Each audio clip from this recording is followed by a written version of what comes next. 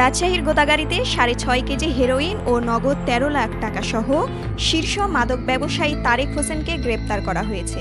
মঙ্গলবার সকাল ১০টার দিকে উপজেলার তিরিন্দা ভাজানপুর এলাকা থেকে সেনাবাহিনীর সহযোগিতায় মাদকদ্রব্য নিয়ন্ত্রণ অধিদপ্তর রাজশাহী বিভাগীয় গোয়েন্দা অফিস অভিযান পরিচালনা করে তাকে গ্রেপ্তার করে।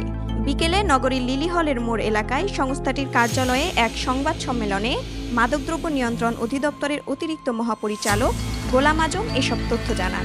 ২২ এপ্রিল ২০২৫ তারিখ সকাল ৮:৩০টায় বাংলাদেশ সেনাবাহিনীর সহায়তায় মাদকদ্রব্য অধিদপ্তর এর বিভাগীয় কার্যালয়ে রাজশাহীর গোয়েন্দা বিভাগ মোট ১২ জন সদস্য সহ বাংলাদেশ সেনাবাহিনীর মোট ২৪ জন সদস্য নিয়ে আমাদের এই অভিযানটি পরিচালিত হয়।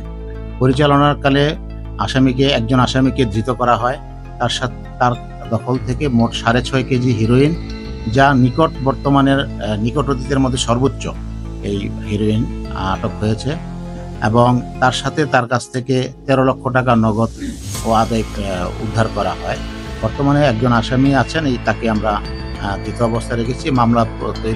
মামলা দায়েরের প্রক্রিয়া চলমান রয়েছে।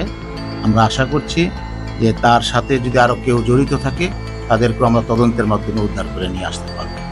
আপনাদের ধন্যবাদ। তারেক গোদাগাড়ী উপজেলার মাদারপুর এলাকার রফিকুল ইসলামের ছেলে। মাদকদ্রব্য নিয়ন্ত্রণ অধিদপ্তরের কর্মকর্তারা জানান, গোয়েন্দা তথ্যের ভিত্তিতে মাদকদ্রব্য নিয়ন্ত্রণ অধিদপ্তর ও সেনাবাহিনীর সদস্যরা অভিযান পরিচালনা করে তারেককে গ্রেফতার করা হয়েছে। তার কাছে সাদা প্লাস্টিকের বস্তার ভেতরে বাদামি বর্ণের ৮টি পলি প্যাকেটে ৫০০ গ্রাম করে ৪ কেজি এবং একই বস্তায় ২৫ প্যাকেটে ১০০ গ্রাম করে আরও ২.৫ কেজি হেরোইন পাওয়া গেছে। এছাড়া তার কাছে মাদক বিক্রির ১৩ লক্ষ টাকা, একটি মোবাইল ও ইলেকট্রিক সিল মেশিন জব্দ করা হয়েছে। গম ও ভুট্টার বস্তার আড়ালে এগুলো লুকানো ছিল। সংবাদ সম্মেলনে মাদকদ্রব্য নিয়ন্ত্রণ অধিদপ্তরের অতিরিক্ত মহাপরিচালক গোলাম আজম বলেন, বাহিনীর উপস্থিতি টের পেয়ে আসামি পালিয়ে যাওয়ার চেষ্টা করে, কিন্তু আমাদের টিম তাকে আটক করে। পরে সে মাদকের কথা স্বীকার করে। এদিনে সংবাদ সম্মেলনে সংস্থাটির ঊর্ধ্বতন কর্মকর্তারা উপস্থিত ছিলেন। উত্তরভূমি ডেস্ক, রাজশাহী।